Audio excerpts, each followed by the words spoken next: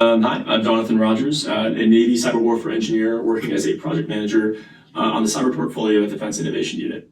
In November of last year, DIU, in partnership with the Navy, launched a commercial solicitation seeking a fully distributed data execution model that leverages blockchain. We believe that blockchain can be leveraged to build deployable, resilient systems by protecting digital assets independently of the systems that store, transport, and process them. Here with us to explain why and how blockchain, data security, decentralization can be developed into the Department of Defense is Colin Gounden, CEO and founder of VIA, which we selected to prototype a blockchain-centric solution for our multi-level security and data federation project. Colin, it's wonderful to see you here at the VA HQ in Somerville, Massachusetts. Thank you for taking the time to speak with us. Well, thank you, John, for coming out here and visiting us, and delighted to have the opportunity to answer your questions today. Great, sounds great. To kick us off, when people think of blockchain, often the first thought is cryptocurrencies. How is blockchain relevant to the Department of Defense in non-cryptocurrency applications? It's a good question, especially given all the media and news today. That's the focus is on things like cryptocurrencies and the currency part of that. I think the one thing to take away from the word cryptocurrency is that the crypto part relates to cryptography. That's about encryption, it's about keeping data private and secure, and that's relevant to everybody, particularly the Department of Defense has a huge initiative and a mandate around data privacy and security. Fantastic. Blockchain is also associated with security through decentralization. Can you explain how that works, especially in the context of the Department of Defense? It's funny, you use the word decentralization, which is the word that's most often associated with blockchain. And thinking about blockchain, actually, which is just it's a record storing place. It's almost like a database.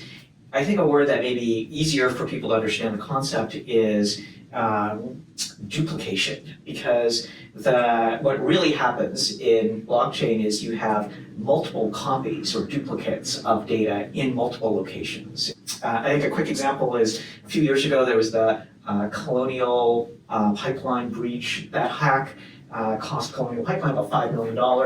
It took $1 million, with lesser known is it took about $1 million to actually hack the system. So net they made $4 million.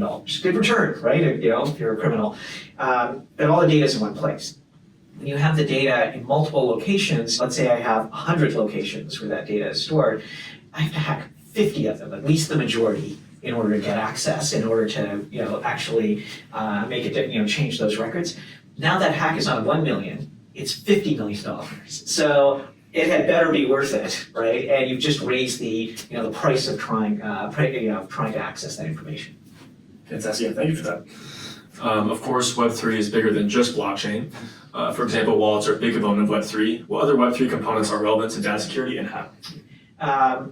There's a lot. Maybe I'll pick three as a sort of summary here. One is, you mentioned wallet, right? So here, rather than think, it's not cryptocurrencies that's in your wallet, but your identity that's in your wallet. So, and the key part is the wallet is yours. You keep it with you at all times. DoD is actually a place where you have CAC cards, right? These you sign in with and you physically have, you may have yours on you, but you physically use. It's like a digital version of that. It has your identity or your login on that on that wallet, and that enables you sort of instant sign-on in different ways without having a centralized authority.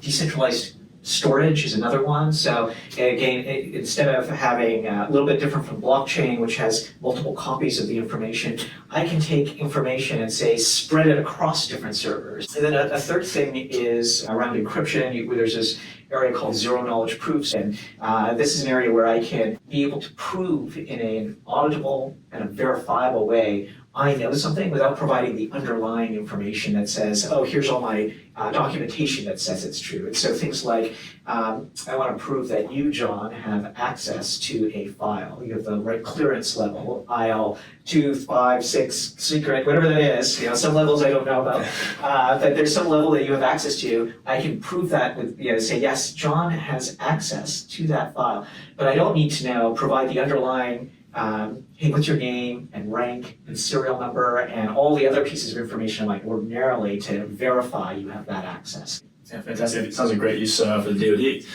Yeah. As you've talked about some of the security advantages of Web3, are there cost disadvantages as well? It turns out there can be cost advantages to using different kinds of blockchain technology. We're seeing that actually a big movement around storage itself, where large cloud providers offer storage, and those storage, actually, the fees are quite low as entry. But if you want to leave it there, that's fine. But if you want to access it, I want to download it. The input-output. I want to download it, I want to move it, I want to transfer it. That's where it's 4, 8, 10 times more expensive.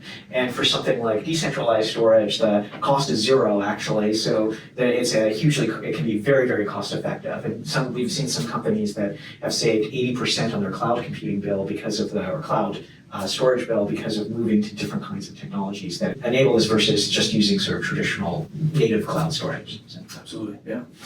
Thank you. And last question for you. What has your experience working with DOU been like? And moreover, how has it changed your perception about working with the DoD and U.S. government writ large? If I pick one adjective, it would be speed. We started the process in, let's say you had publicly put on a website, diu.mil, an RFP, and that came out in November of last year, almost a year ago. And it was, I think we only had less than 2 weeks, we had 11 days to reply, and then very fast we heard back about being shortlisted. When we finally got the notification of award, I think it took less than 6 weeks, for us to go from, hey, yeah, I think you're going to get the award to actually signing a contract. That's pretty good. Even we work with Fortune 50, Fortune 500 companies. I'd say that's faster than almost any Fortune 50, Fortune 500 companies we've ever worked with. So speed has been really great. Fantastic. Well, that is pretty much all the questions we had. Thank you for your time. Appreciate it. Well, thank you, Jeff. Thank you for your time. Great.